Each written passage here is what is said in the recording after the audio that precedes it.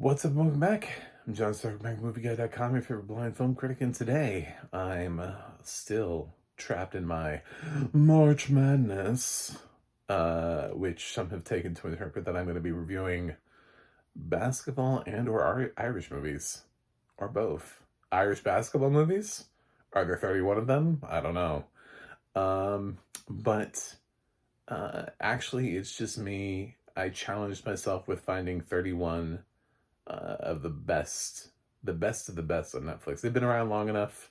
They put audio description on damn near everything so that they make. And I'm starting off with the ones that I have no reviews for yet, that I remember liking, that are just either predate my blindness and I didn't get to them yet, or were in that section of blindness where I was too depressed to be able to review movies and have a YouTube channel, which is life. That's where I'm at. And this is the harder they fall. So this is that's what this is. So like and subscribe. I'm a blind film critic who usually talks about audio description accessibility and advocating for that. Wasn't always blind, and so I know what it's like to walk around and be side and be like, my life is amazing. I can get in a car and drive anywhere. Now I'm blind, and everybody's like, do you crash airplanes? The president says you crash airplanes. So it would be great if I could have like an army of people, because people are running from DEI like it's on fire. And now I have to become an influencer, and that's the only way I'm ever going to get through anything. So I'm literally now resorting to begging for subscribers. Wasn't doing this before. Now I have to now, because I feel like, yeah. This is The Harder They Fall, which is directed by Gene Samuel. I think that's, I don't think he pronounces it he spells Gene differently, so if it's pronounced differently, I apologize.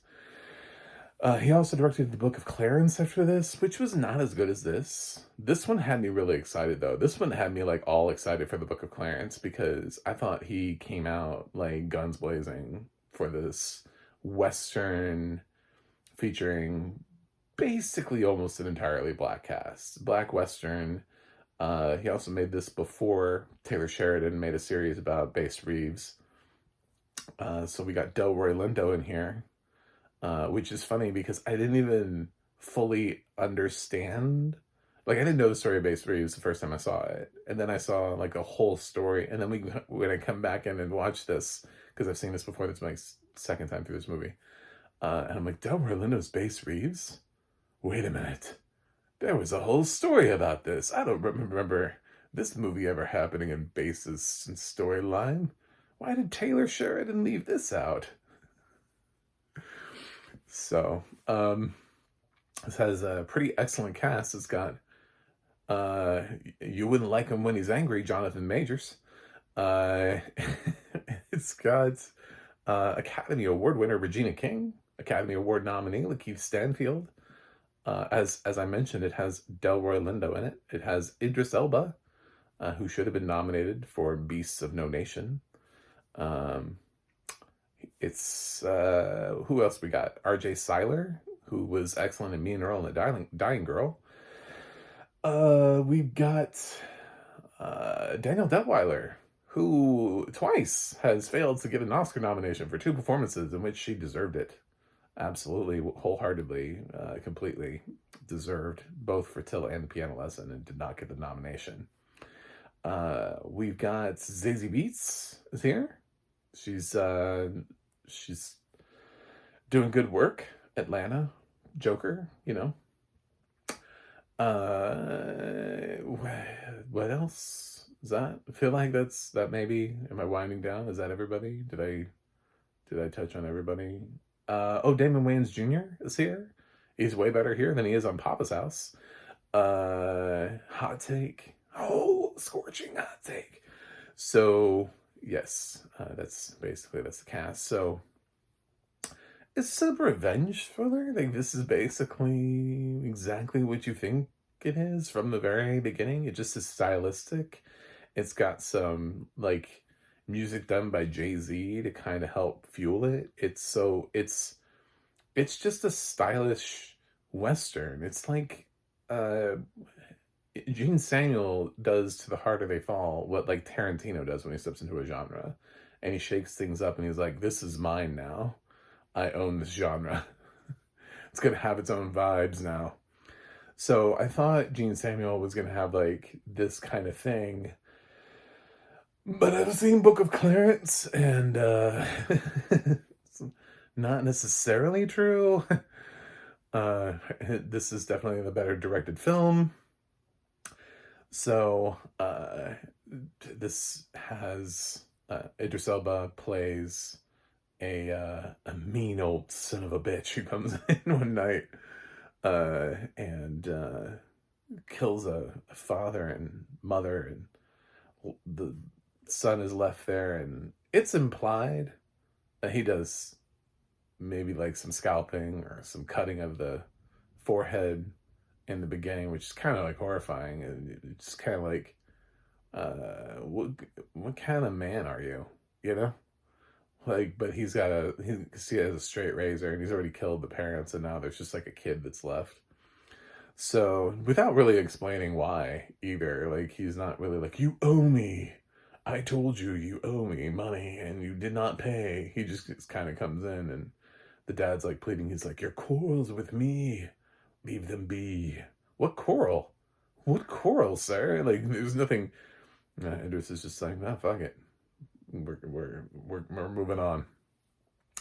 So, cut 2 years later, and the boy has now aged into Jonathan Majors, and he's here to break some fists and hands and faces, and shoot some guns, because he's out there, as a cowboy outlaw, rounding up the baddies, and his dream, of course, is to get the last member of this gang, Idris Elba, who's currently like in prison somewhere, so we can't quite get to him. But oh no, they'll find a way to get him out, because that's what this movie is. So it's this chase, to this race to try to get these two characters to face off, and to get there. So along the way, Zazie Beetz plays like the owner of an establishment. She plays Mary, who owns this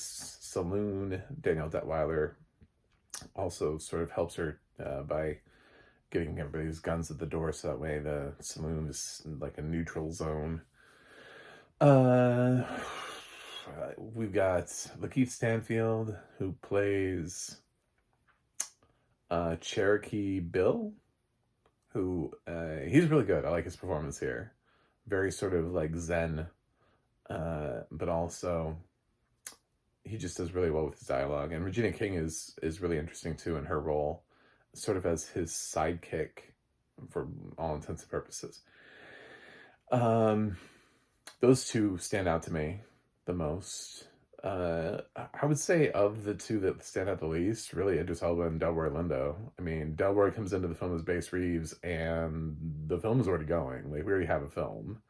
It's just he's an additional gunman for Majors and for his gang, And Idris, the problem is that the film never gives him quite enough reason for being evil. Like, he never has a maniacal plan. This is kind of one of the reasons why I think, when people are writing James Bond screenplays, they always have the Bond villain, like, tell you everything, like, pour out their heart and soul before they try to kill Bond, so that you're like, oh, I understand where you're coming from. Wow, that's really complex. Thank you, sir, for telling me that entire... Idris Elba is more like a just sit and stare at you type of person, and where's my money? Okay, but what's your backstory? Why don't you tell us more about you, sir? Where'd you come from? How'd you... It takes so long to get like anything out of him. He just... I mean, I know that we don't always have to have it, but the problem is that he doesn't have the screen time to have the kind of foreboding presence that I think Gene Samuel wants from him. And he wrote the hell out of the Lakeith and Regina's characters. So Cherokee Bill and Trudy end up becoming sort of the stars. And Idris Elba's character, who's supposed to be the final boss, kind of takes a back seat to those two. They're way more interesting characters.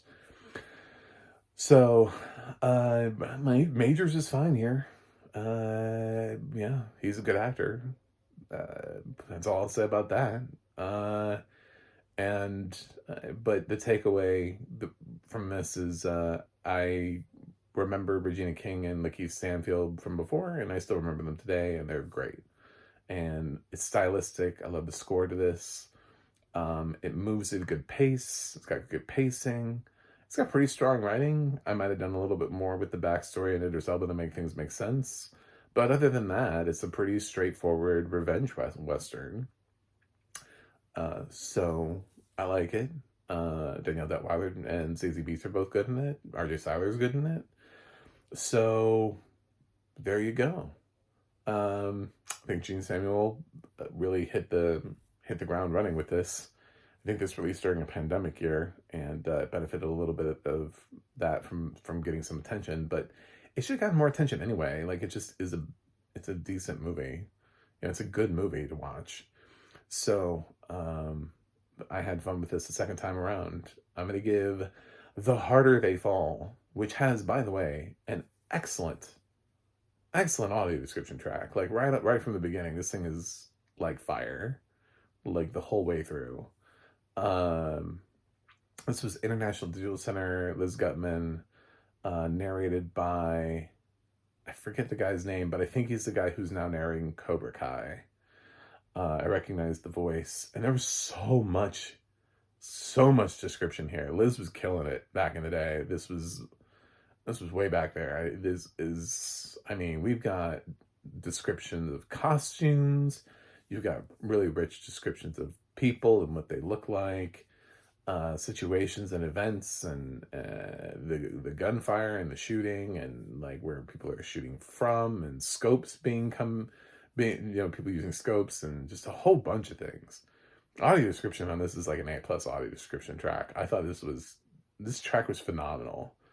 It took full advantage of everything, and really just the character descriptions are so strong. The costumes, the way that people are dressed, even like the specificity with somebody having a popped collar or not. It's just so in depth. You know, you get such a visual feast from the audio description track that I think that's one of the reasons why I love the movie even more. Is I'm just like, man, this is great. This is a full experience for me. So I'm giving The Harder They Fall an A-. I like this movie. It's not as well liked as some of the others. Its IMDb scores like a 6.8 something, I think, somewhere around in there, and its Metacritic is in like the 60s. So I may be a little bit higher than some other people on this, but I do like this movie. I liked it the first time I saw it, and I really love rewatching it. So I just would have given Idris a little bit more character development. If he's supposed to be the final boss, make him feel like the final boss. Don't put the entire weight on his acting, on his ability to just stand there and be like, I'm Idris Elba, bitch. Which is kind of what it feels like it's supposed to be. Thanks for watching. Thanks for subscribing. Remember, inclusivity is not a bad word, and I'll see you guys on the other side.